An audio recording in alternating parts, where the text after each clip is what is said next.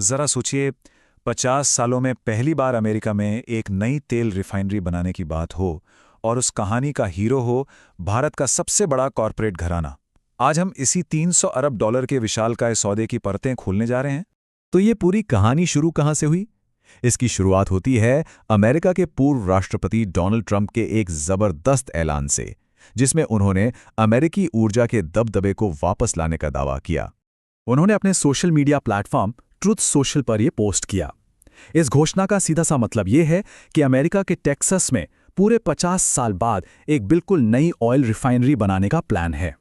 50 साल, ये सिर्फ एक नंबर नहीं है। सोचिए, आधी सदी बीत गई और अमेरिका में एक भी नई तेल रिफाइनरी नहीं बनी। बस यही एक बात इस घोषणा को इतना बड़ा और कह सकते हैं कि ऐतिहासिक बना देती है। तो सवाल ये उठता है कि आखिर ऐसा हुआ क्यों? इतने लंबे समय तक, 50 सालों तक कोई नई रिफाइनरी क्यों नहीं बनी? चलिए इसके पीछे की वजह समझते हैं। तो देखिए, इसके पीछे दो बहुत बड़ी वजह हैं। पहली, पूरी दुनिया अब ग्रीन एनर्जी की तरफ जा रही है, तो तेल जैसे पारंपरिक स्रोतों में पैसा कौन लगाएगा? और दूसरा, जो शायद सबसे बड़ा कारण है, वो है अमेरिका के बेहद सख्त पर्यावरण से जुड़े कानून। इन नियामक बाधाओं के चलते नई रिफाइनरी का परमिट लेना इतना मुश्किल और महंगा हो जाता है कि निवेशक इससे दूर ही रहना पसंद करते हैं। अब आते हैं इस सौदे के सबसे दिलचस्प पहलू पर, इसका भारतीय कनेक्शन। इस प्रोजेक्ट के पीछे भारत की सबसे बड़ी कंपनी रिलायंस का नाम सामने आ रहा है, जो इस पूरी साझेदारी को एक अलग ही लेवल पर ले जाता है। इस सौदे का आकार सुनकर शायद आप चौंक जाएंगे। लगभग 300 अरब डॉलर, रुपयों में बात करें तो करीब 25 लाख करोड़ रुपए।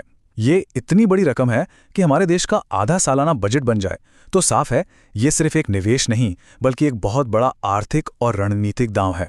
और इस विशाल निवेश के लिए डोनाल्ड ट्रंप ने खास तौर पर भारत के सबसे बड़े कॉरपोरेट ग्रुप्स में से एक रिलायंस इंडस्ट्रीज को धन्यवाद दिया है।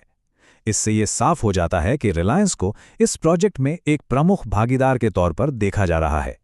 चलिए अब जरा क्षमता की बात करते हैं।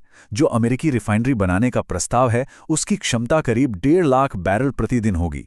ये अपने आप में काफी बड़ी है, लेकिन जब हम इसकी तुलना रिलायंस की जामनगर रिफाइनरी से करते हैं तो पूरी तस्वीर ही बदल जाती है। जामनगर की क्षमता लगभग 12.5 लाख बैरल प्रतिदिन है। जी हाँ, ये दुनिया की सबसे बड़ी रिफाइनरी है। इससे एक बात साफ होती है, रिलायंस के लिए ये निवेश शायद क्षमता बढ़ाने से ज्यादा अमेरिकी बाजार में एक रणनीतिक मौजूदगी बनाने के बारे में हो सकता है। अब तक सब कुछ काफी बड़ा और रोमांचक लग रहा है ना? लेकिन अब आते हैं इस कहानी के सबसे जरूरी मोड़ पर। एक चेतावनी है जिसे समझना बहुत जरूरी है।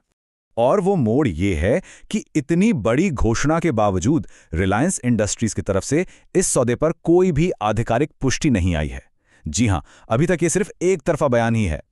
देखिए, जब भी रिलायंस जैसी कोई बड़ी लिस्टेड कंपनी इतना बड़ा सौदा करती है, तो उसे कानूनी तौर पर स्टॉक एक्सचेंजों को बताना ही पड़ता है। यानी बीएसई और एनएसई में एक औपचारिक घोषणा की जाती है। इस मामले में अभी तक ऐसी कोई फाइलिंग नहीं हुई है, जिसका सीधा मतलब है कि यह सौदा अभी तक आधिकारिक नहीं है। और इस मामले को जियोपॉलिटिकल टेंशन और भी पेचीदा बना देती है। हाल ही में ईरानी अधिकारियों की तरफ से ट्रंप के खिलाफ कुछ धमकियां भी दी गई हैं। इस तरह के तनाव किसी भी बड़े अंतर्राष्ट्रीय प्रोजेक्ट के लिए जोखिम बढ़ा देते हैं, जिससे निवेशक सतर्क हो जाते हैं। तो आखिर में हम एक बड़े सवाल पर आके रुक जाते हैं। क्या ये वाकई अमेरिकी ऊर्जा के लिए एक नए युग की शुरुआत है, या फिर चुनाव से पहले दिया गया सिर्फ एक राजनीतिक बयान? इस सौदे का भविष्य जो भी हो, यह अमेरिका, भारत और वैश्विक ऊर्जा की राजनीति के बारे में बहुत कुछ बताता है। इसका जवाब तो खैर अब वक्त ही देगा।